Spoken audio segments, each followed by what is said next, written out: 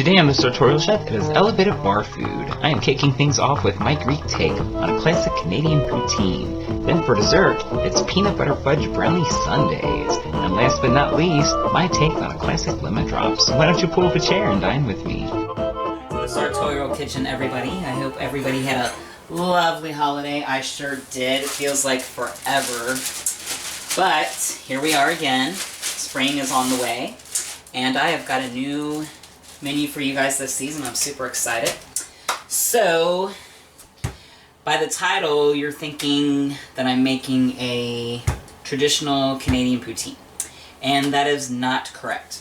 But I am making a poutine of sorts. So I was shopping for my ingredients for this cook.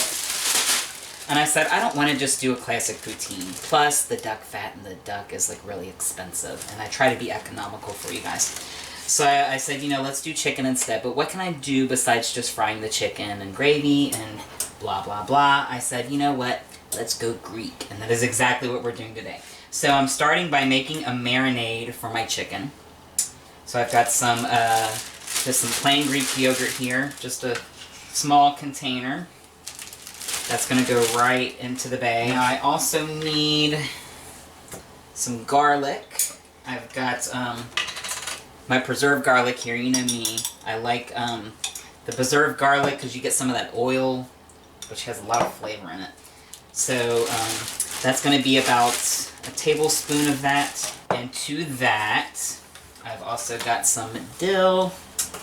Dill is a very classic Greek herb used in a lot of Greek cooking. And I'm just going to come down here and shave my dill off the stem. You just want to kind of take your knife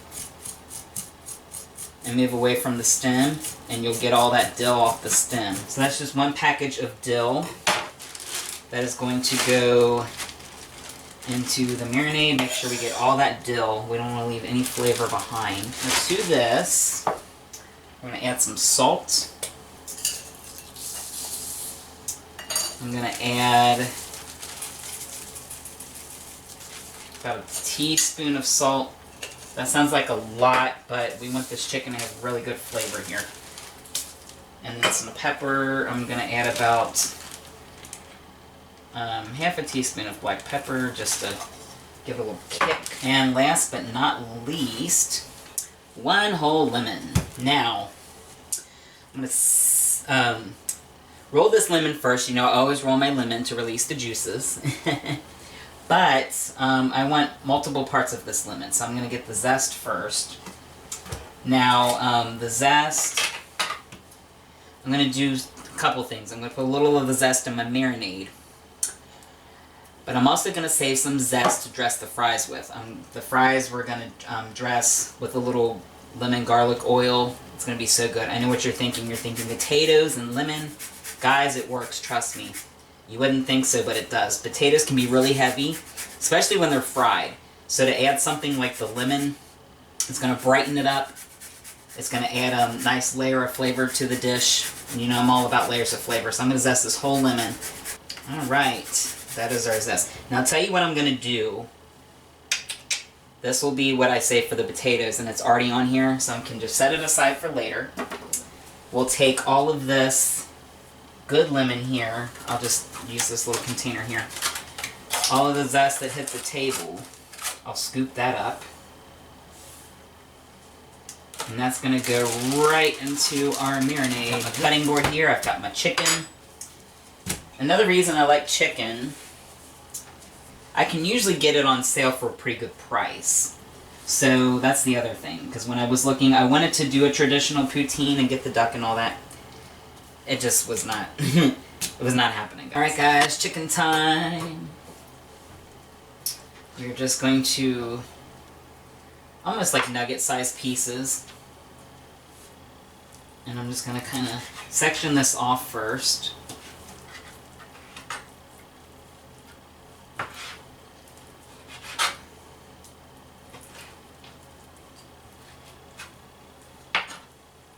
That should be about 2 servings here in case you're curious.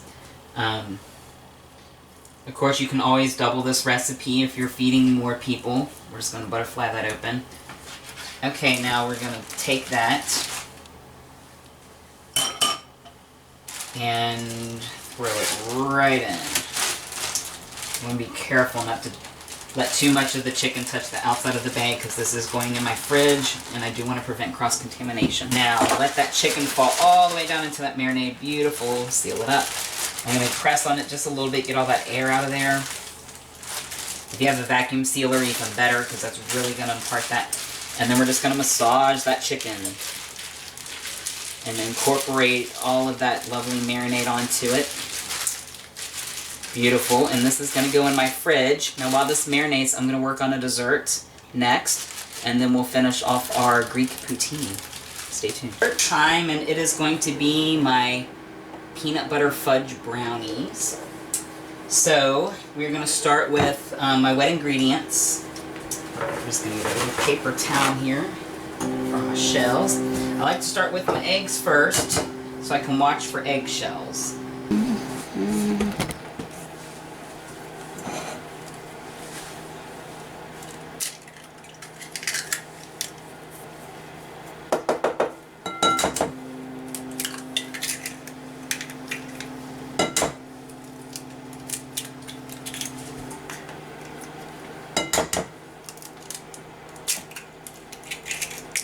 And for the rest of my wet ingredients, some sugar.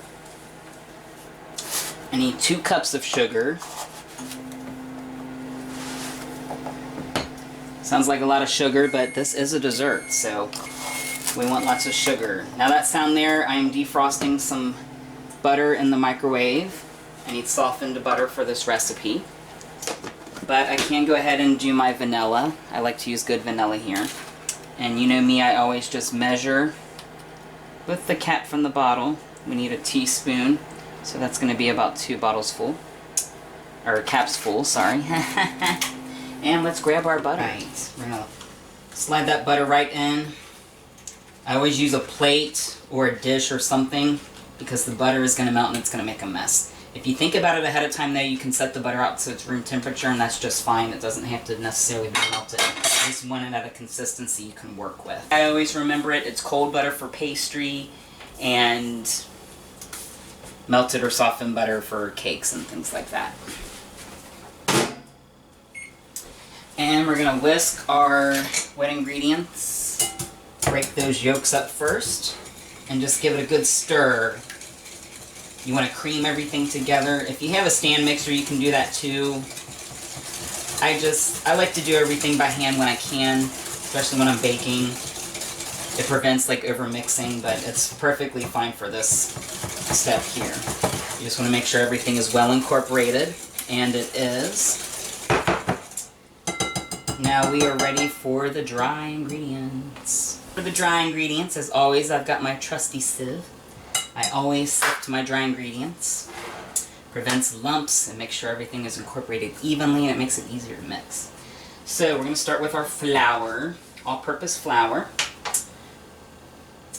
I need 1 1/3 cup flour.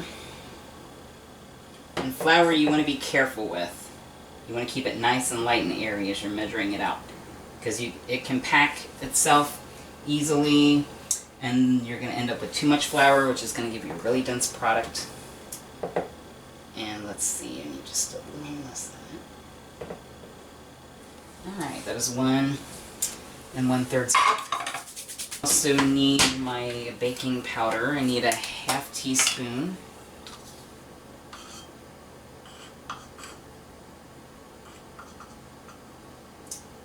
Voila.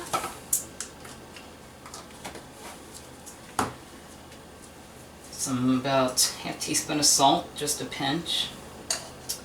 I like the salt, salt in desserts, because salt brings out all the other flavors. Some cocoa. I need 3/4 cup of cocoa powder. I'm going to do that right over top here, because it's going to spill and then I don't have to worry too much about it. Come on now. That is the rest of this container, guys. How about that? And last but not least, just a smidge of coffee. I always love to use coffee in my baked chocolate goods because it really enhances the flavor. It gives you that kind of dark chocolate quality. And this is about a half teaspoon or so. You don't want too much because then you get kind of that dark kind of flavor to it, but just a little. And it's just going to really jazz it up. It's one of my little baking hacks. Wrap that together, and you can see how the flour and the cocoa and everything is kind of mixing itself together already. So when you incorporate it with the wet ingredients, you can have a much easier time. And then you can also see the lumps here. That is exactly why we do this. We don't want lumps in our brownies. Then we come back with our spatula, and we're just going to slowly whisk. I like to be careful when I'm whisking to not overwork the flour, because that's also going to give you a really chewy and kind of dense product. So I just kind of go slow, and I like to come up at the sides here, because some of those dry ingredients, they like to hide on the sides of the bowl. And then we just kind of push it back into the middle. Every once in a while, you're going to have to clear your whisk. And then once it starts to incorporate good, you can kind of get in there and really mix. Alright, now I'm just going to scrape this down into the pan. I'm going to make sure that it gets kind of covered evenly. I'll turn it this way so I can kind of get in there. If you have to, you can get like a spatula, because this is a little kind of thick batter, just to get the rest of that out. We don't want to really leave any batter in the bowl. We want it all in the pan. Okay, so that is our batter, and I got one more ingredient, and that is peanut butter. Because you know, peanut butter and chocolate just go swimmingly together. Get another spoon here. Now what I'm going to do first is I'm just going to get a couple dollops of peanut butter. And I'm just going to kind of lay it out just a few different places. I do this first instead of going ahead and mixing it in, because then I'm going to end up getting brownie batter in my jar of peanut butter, and that's not going to be any good. Because that's got raw eggs and things in it. Okay, I think that's pretty good. Now we're going to take this peanut butter. I want you to see what I'm doing here. We're just going to take that peanut butter and we're just going to swirl it in. And I'm not any kind of particular way with this. I'm just kind of, you know, just kind of free form, have fun with it.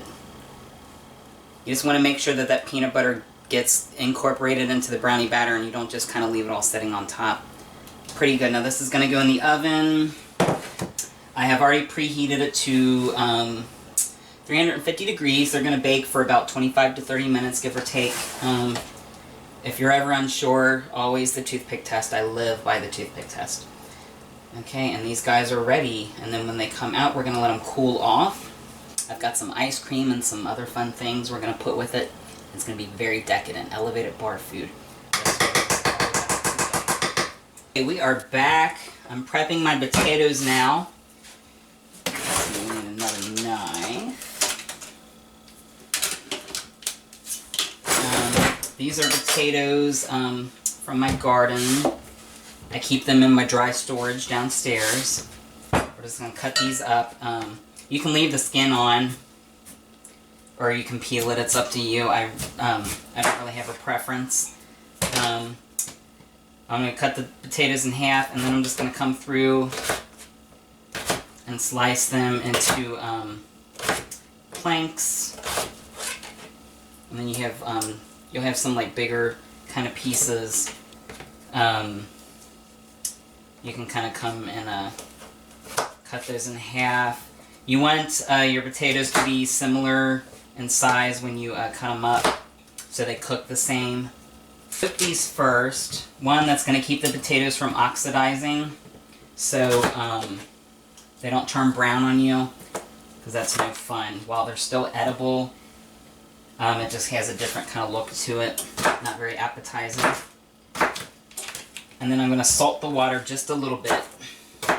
And what that's going to do is that's going to pull the moisture out of the potatoes, so they get nice and crisp. If your potatoes are too wet, when they go into the oil, they're just going to whoosh.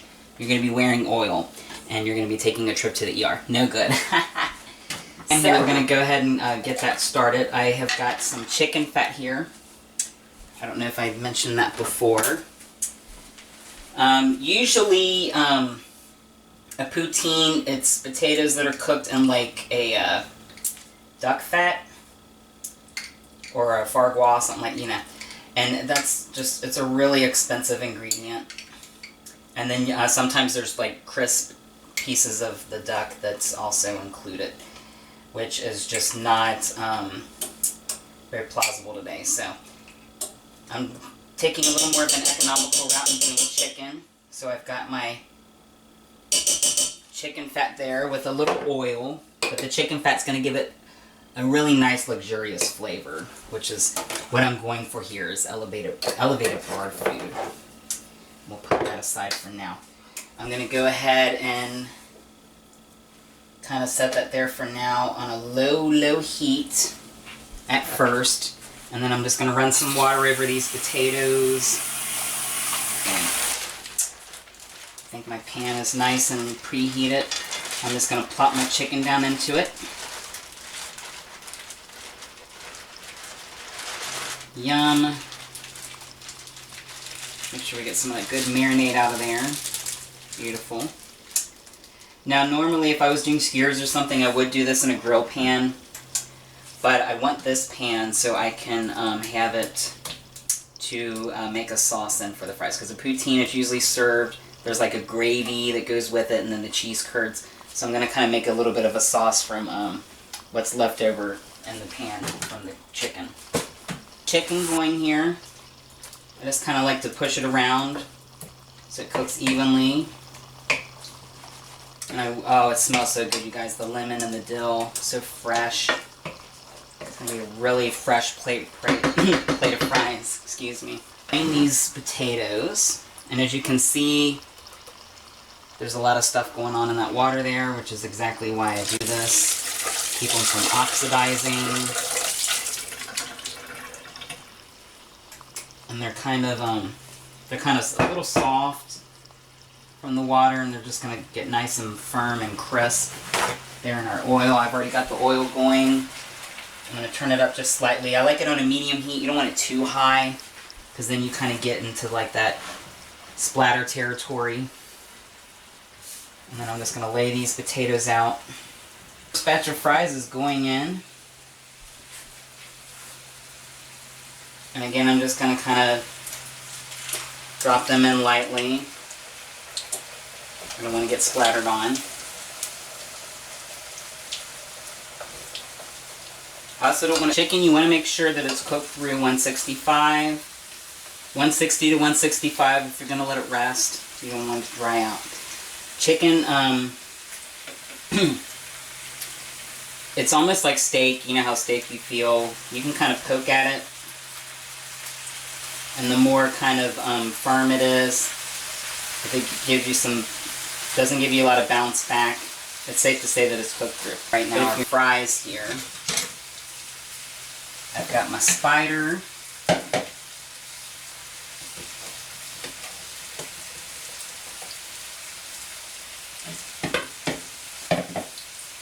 I'm just going to scoop them out.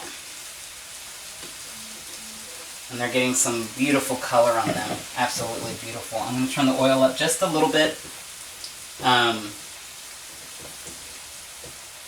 So when we throw in our next batch, and there should just be a few pieces here. Yes. Oh, those look good. Good, good, good. Nothing like a nice crispy potato. Okay. While my potatoes finish cooking, I'm going to pull my chicken here out of the pan and into this little bowl. And then we're going to finish off our sauce. I'm going to add a little flour and make a little roux out of this. And I'm going to add some chicken stock to kind of thin it out. And it's going to give us a bit of a gravy, but it's going to be kind of like a Greek kind of gravy. And then we'll finish it off with the feta. And it's going to just be nice and bubbly and yummy, yummy, yummy. You know, this chicken is so good, I could almost just eat it as is. It smells amazing, guys. The lemon really... The lemon and the dill, everything just... Now, I need a little fat to this to make my roux. And that butter's just going to meld really nicely with those other flavors in there. There is melted, that's just a couple tablespoons of butter. And then I'm kind of stirring it into that sauce. What was left over from the chicken. And then it's equal parts butter and flour, so we just need a little flour there.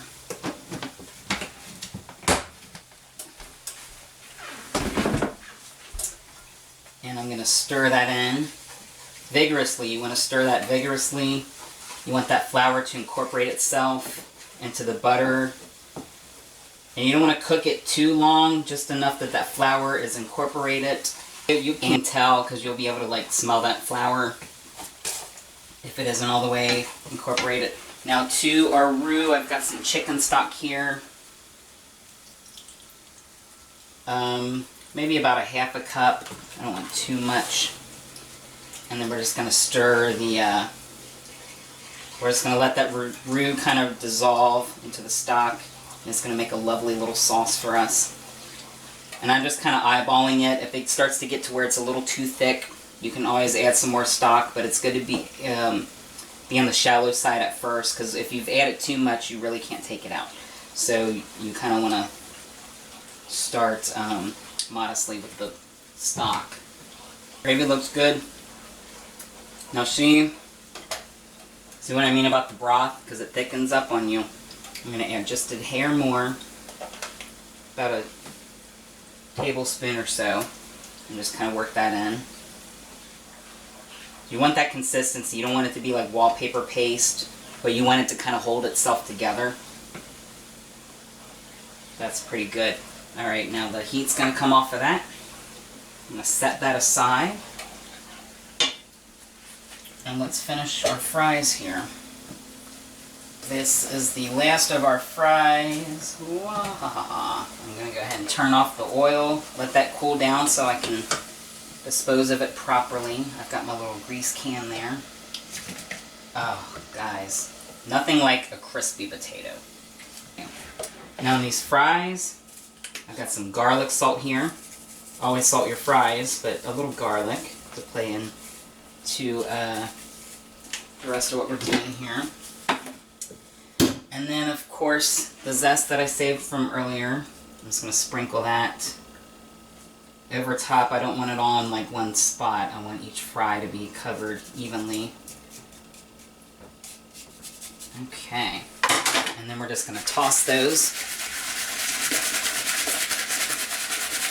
And I tell you, there's something about the lemon zest, the minute it hits those hot fries, and they still have a little bit of that oil on them, forget about it. Now I got a fun little plate here, my little party plate. So this is like I said, bar food. So it's like, you want something like people can pick at and share. So chicken from earlier, and I'm just going to kind of lay that on top. I want it to kind of spread evenly. And guys, seriously, that chicken is banging. I could totally just eat it as is. But we're not done yet. We've got my gravy here. That is going to go over top. La da da. Beautiful. Oh, guys. Now this is decadent. But this is a healthier decadent. Beautiful. And last but not least, my feta.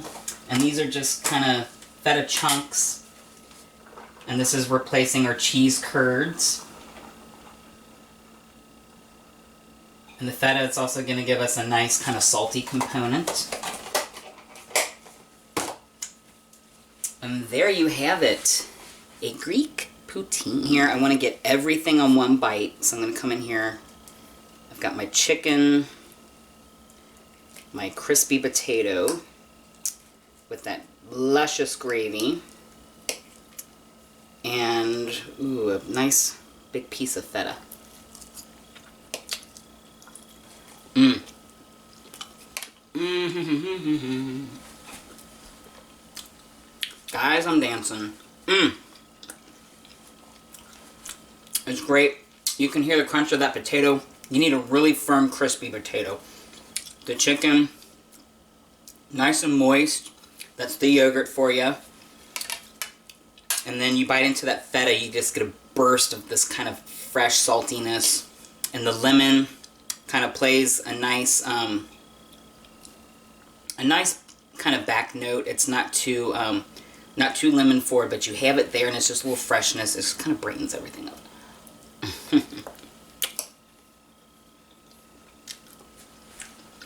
Perfect elevated bar food.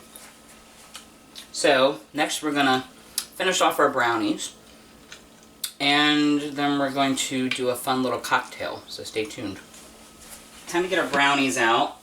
I've got a cooling rack here. Oh yes, and see what I mean about that swirl? Isn't that just gorgeous? I'm gonna set that here and let that cool down while I get the rest of the components of our little brownie sundae ready.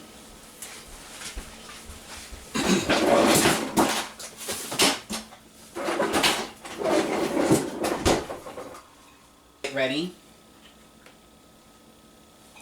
Yum.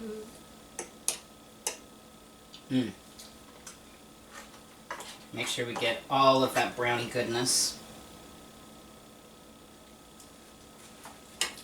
Now I just want to let you get a look at this before I dress it up. You can see that wonderful swirl.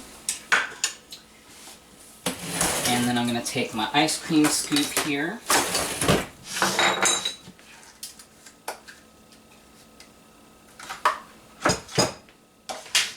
And just get a nice little scoop of ice cream here.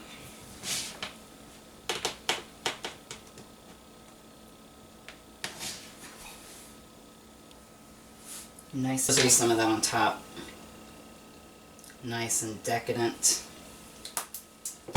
And what is a sundae without a cherry on top?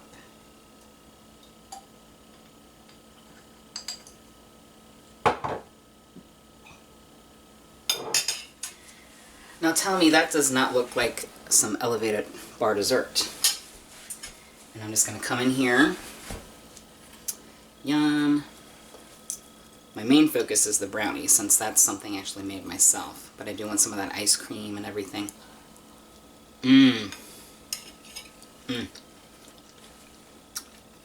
It's rich. It's nice and rich, but you get that chocolate and the peanut butter plays beautifully together. It's just nice, kind of. It's moist and it's gooey and fudgy. And then, of course, the ice cream just takes it to another level. Everything's better with ice cream. Okay. Now that we've had our fill, it's time to wet our lips. Stay tuned. Okay. Cocktail time.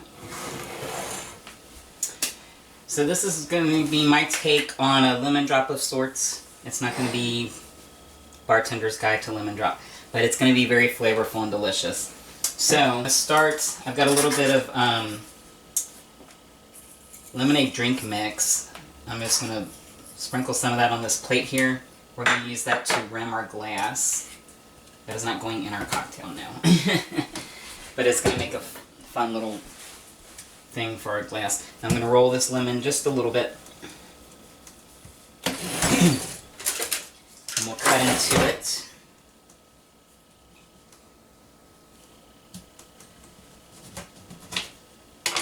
Beautiful. Now I'm going to take this and I'm just going to go along the edge with my glass. That's going to wet it. So when we get it down in our sugar here, our sugar is going to stick to it. And this is just like a lemon flavored sugar. It's country time drink mix. And there you have a pretty little rim. Now, I want some fresh lemon in my cocktail. So I'm going to squeeze half of that lemon just to get some nice brightness.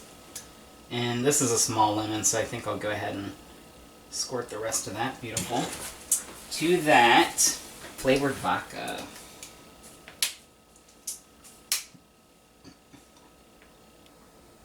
And then that's just going to go right in until it's filled to the top. That's our little lemon cocktail, because what is elevated bar food without a sophisticated bar drink? It's tart, and then of course you get the bite from the vodka. But then see, the sugar on the rim kind of balances it out. Perfect little cocktail to go with our food. So I thank you for joining me once again. Season 6. As always, like and subscribe at the bottom if you haven't already. Let me know what you think in the comment section, and until next time.